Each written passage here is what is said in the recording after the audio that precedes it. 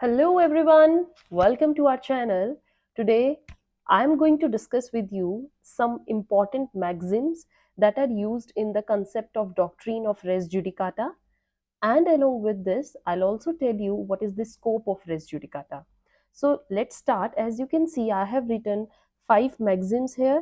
तो ध्यान से देख लीजिए बच्चे इनको और इनका मीनिंग समझिए. Starting with the very first, that is exceptio res judicata. इसका मीनिंग क्या होता है? That previous judgment is a bar to the subsequent suit. जो आपकी प्रीवियस जजमेंट हो चुकी है, राइट, वो अब क्या हो जाएगी? एक तरीके से बार. किस लिए? Subsequent suit. मतलब आपकी जो प्रीवियस जजमेंट है, अब उसको लेकर आप सब्सिक्वेंट कोई सूट फाइल नहीं कर सकते हो. Come to the next, that is nemo debit bis vexari pro uno at idem. इस मैगजीन का मतलब क्या है बच्चे? That no person shall be twice troubled for the same cause. Okay, main बात यहाँ पर क्या हो रही है? No person trouble shall be troubled for what? For the same cause, same suit. As I told you in last session that res judicata जो है एक तरीके से सोसाइटल और प्राइवेट इंटरेस्ट में आया है. जिस पर्सन को लेकर एक जजमेंट हो चुकी है, जिसके भी फेवर में आया है, आप उसको दोबारा से ट्रबल नहीं कर सकते हो in next subsequent suit on the same matter in issue.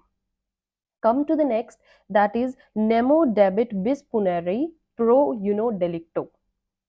ठीक है बच्चे, क्या होता है? मैं आपको ये मैगजिम्स इसलिए समझा रही हूँ, कई बार जो पीटी एग्जाम्स होते हैं उनमें ये मैगजिम लिखा होता है और उसके मीनिंग दिए होते हैं, and you have to take the correct one and you should know what's the meaning if you are a law student.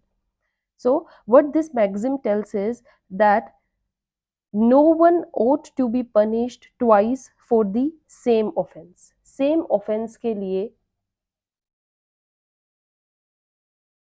Twice punishment नहीं हो सकती. ठीक है, ये बात करता है. This one applies to criminal law also. ठीक है, क्रिमिनल लॉ में हम इस मैगजिम की भी बात करते हैं, जैसे हम यहाँ पे सिविल प्रोसीजर कोड में कर रहे हैं, सीआरपीसी में भी करते हैं. It is related to criminal law mainly. Then come to the next is इंटरेस्ट रिपब्लिके उत्सित लिमिस लिटियम. What does this tells us? That it is in the interest of the state that there shall be a limit to litigation. Okay बच्चे, limit to litigation, main बात ये कर रहे हैं. ठीक है, तो ये हमारे इंटरेस्ट ऑफ स्टेट की बात होती है कि जो भी लिटिगेशन चल रही है उसको एक लिमिट लगे. There should be a limit. ऐसे नहीं है कि एंडलेसली आप कितने भी सूट करते जाइए. It's prevents multiplicity of litigation, right. Then the last one which I have written is res judicata pro veritate occipitur. What does this says? A matter adjudged is taken for truth. ठीक है, judgement to be consider to be true and final also. जो भी judgement होगी बच्चे, that is true and final. आप उसको final and true considered करेंगे, right. So these are the important maxims. अब क्या होता है? Res judicata in itself is a very broad principle. Scope की अगर हम बात करें तो एक ब्रॉड प्रिंसिपल है. Section 11 is only one manifestation of res judicata. Race judicata अगर हम अब पूरा सीपीसी हमारा स्टार्ट हो चुका है, तो आप देखना, मैं हर ऑर्डर में आपको बताने वाली हूँ कि इस केस में रेस जुडिकाटा अप्लाई होगा कि नहीं, यहाँ पर होगा कि नहीं. So res judicata you will see in every section, in every order. It's just that 11 में एक मैनिफेस्टेशन है. You cannot say that section 11 is the only about res judicata. Res judicata will be found as well as also through broadest, and you can see in all the sections. ठीक है, लेकिन कई जगह पे आप देखेंगे कि सेक्शन 11 नहीं भी लग रहा है, फिर भी रेस जुडिकाटा लगेगा. लाइक आर्बिट्रेशन प्रोसीडिंग्स होंगी. अब आर्बिट्रेशन प्रोसीडिंग्स को भी तो सूट ही बोलेंगे ना. तो आर्बिट्रेशन प्रोसीडिंग्स जो होंगी, इनमें हमारा जो होगा सेक्शन 11 बात नहीं करेगा, बट रेस जुडिकाटा वहां पर भी अप्लाई होगा. ठीक है, because there also comes an issue, right. So whether section 11 will apply or not, answer is that arbitration proceedings are not suit, तो वहां पर आप देखेंगे कि रेस जुडिकाटा अप्लाई होगा, principle of res judicata will apply on arbitration. Still जो writs होती हैं, रिट्स में भी आप देखेंगे रिट पिटिशंस होती हैं, they are also not suit, but section 11 वहां पर यूज नहीं होगा। देखिए वर्ड सेक्शन 11 कहीं जगह लिखा नहीं होगा, ये ठीक है, बट रेस जुडिकाटा जरूर अप्लाई होगा। राइट बच्चे, क्यों? क्योंकि वहां पर भी मैटर इन इशू सेम है। So if somebody asks you what is the scope of res judicata, it is not just limited to section 11. It is actually a very broad term and is used in whole CPC. Right? So you will say that principle of res judicata will apply in writ petitions, arbitrations. एक बार writ decide हो गया है on merits, दोबारा भी writ आप file नहीं कर सकते, not because कि section 11 है, but because principle of res judicata is there. इसीलिए जब मैंने सेक्शन 11 लिखा तो ऊपर लिखा doctrine of res judicata.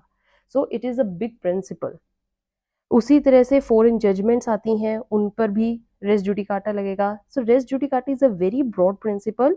Section 11 is one technical and detailed manifestation of res judicata, but res judicata is not just limited to section 11.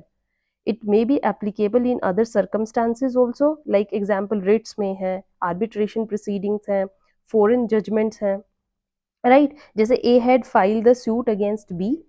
In this suit there are two parties have got better title, there are certain mattering issues हैं with respect to the parties, जैसे succession लगा लो, ठीक है, will है, will की कोई बात हो रही है, and there are certain mattering issue between these parties, ठीक है। अब इस सूट में there is a former suit which A had filed suit against B.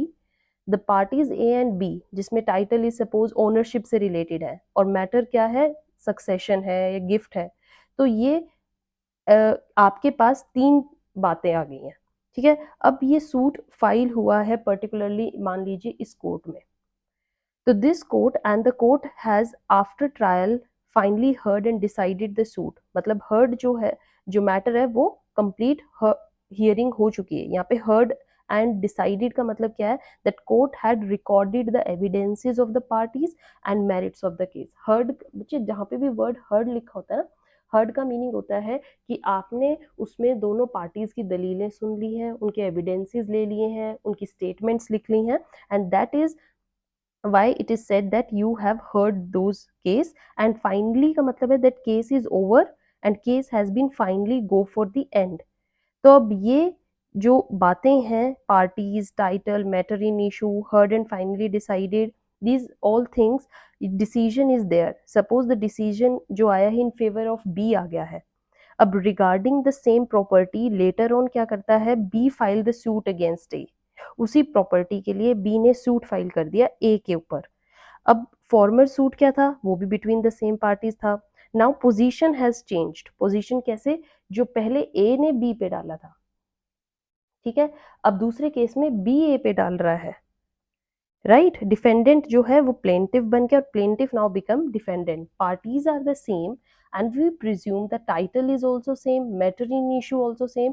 So between the same parties or the same title and same matter in issue, जो former court ने जो already and finally decided suit था, so how can you reopen the suit in the subsequent suit, ठीक है, before a former court या कोई concurrent court है, वही उसी कोर्ट में भी जा सकते हैं, कॉन्करेंट में भी। सो एक एडिशनल कंडीशन क्या रिक्वायर होगा कि जो कोर्ट था, this court should be competent to try this suit.